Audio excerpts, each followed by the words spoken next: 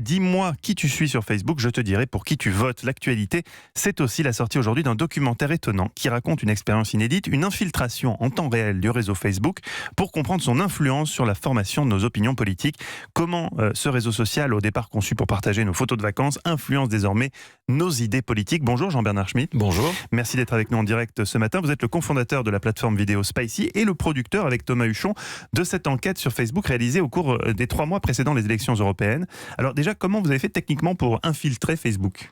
Bon, dans les faits, c'est assez simple. On a décidé de créer des comptes, 6 profils identifiés, pas de militants, pas de partisans, mais de sympathisants politiques, avec donc une couleur un peu affichée. Et on a confié l'administration de ces comptes à 6 étudiants journalistes de l'école de journalisme de Sciences Po pour suivre en temps réel la campagne électorale à travers ces comptes. Et alors, Facebook ne détecte pas que c'est des faux comptes ou que c'est des fake profils. Ça, c'est pas possible. Facebook n'a pas ce pouvoir-là. Non, alors quand même, Facebook a beaucoup de pouvoir, mais pour l'instant, on a réussi en tout cas. On a réussi. Voilà. Alors, il faut faire quelques petites choses effectivement pour bien créer les comptes, mais non, on n'a pas été repéré, non. Alors, on va en venir maintenant aux principaux enseignements de cette enquête. L'article du journal Le 1 qui relaye cette enquête commence ainsi. Imagine-t-on fréquenter un kiosque à journaux où ne serait disponible qu'un seul titre, celui qui correspond à ses opinions ? C'est pourtant ce que propose Facebook, un univers de confort intellectuel qui mêle paradoxalement l'absence de confrontation sérieuse à différentes idées et la mise en avant de contenus polémiques propres à nous retenir sur ces pages. C'est un peu ça, j'ai l'impression, le cœur de cette enquête. C'est totalement ça. En fait, ce qu'on a découvert vraiment, ce qu'on a mis en évidence, c'est que lorsque vous vous retrouvez dans ce genre de situation, et ce que nos profils ont éprouvé, c'est un enfermement quasi général, total sur la plateforme. Enfermement social, c'est-à-dire que vous êtes poussé par les algorithmes de Facebook entre les bras de gens qui vous ressemblent, qui pensent comme vous. Enfermement, on va dire, éditorial. Et là, c'est très important. Facebook ne finit par, les algorithmes de Facebook ne finissent que par vous montrer que ce qui va dans votre sens, ce qui amplifie vos choix. Et évidemment, dans un contexte politique, c'est essentiel. C'est-à-dire qu'il n'y a pas de contradiction.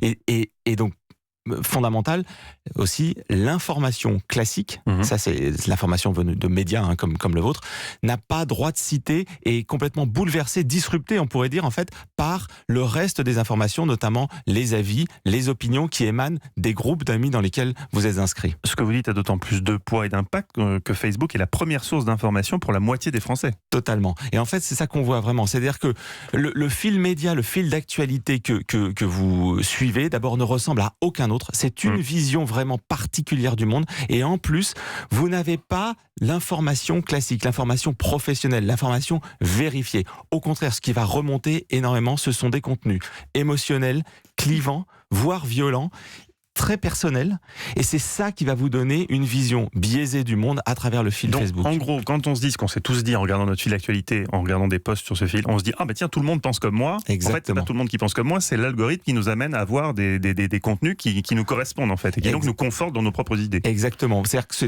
tous les gens qui vous ressemblent pensent comme vous et vous poussent à penser comme ça. Mais est-ce que c'est Facebook, comment dire ça ? Est-ce que c'est une volonté, une intention de Facebook, ou c'est tout simplement Facebook est un réseau d'amis, donc forcément nos amis, on les choisit aussi par affinité intellectuelle, peut-être politique.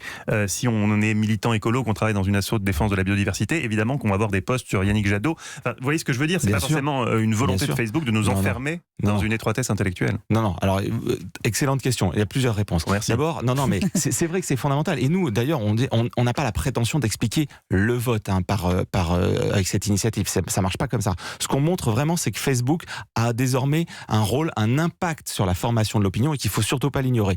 Pour répondre à votre question, plusieurs choses. D'abord, le problème, c'est pas tellement la volonté de Facebook que ce qui se passe réellement avec ces algorithmes dont on ne comprend pas tellement et donc on ne sait pas du tout fondamentalement le fonctionnement. C'est-à-dire les opérations mathématiques ultra complexes qui font remonter les contenus. Ça, c'est une chose.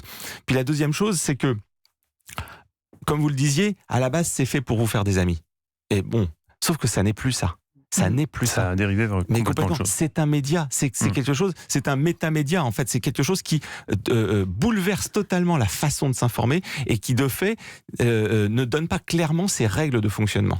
Mais alors, le plus étonnant d'ailleurs dans cette expérience qu'on découvre dans ce documentaire, c'est que les 6 étudiants que vous avez missionnés sont totalement troublés. Ils doutent même de leurs propres opinions. Leur jugement est ébranlé. Est-ce que Facebook peut nous faire changer d'idéologie au fond, même quand on est dans une expérience comme ça ? C'est ce qu'on disait, si Facebook nous fait changer d'avis. Oui, mais pas dans le bon sens forcément, quoi. Pas dans le bon sens. Et oui, il y a un exemple assez précis qui est vraiment très marquant dans le doc. Il y a la jeune fille qui suit le compte Rassemblement National finit par être troublée par le nombre de photos d'églises en flammes qu'elle voit et qui sont attribuées, qui sont attribuées à des attentats islamophobes, chrétianophobes, musulmans contre les chrétiens. Et elle finit par être troublée et elle finit par se dire mais c'est pas possible, il y a tellement d'églises qui flambent en France, et elle va vérifier, heureusement parce qu'elle est journaliste, elle va vérifier l'info.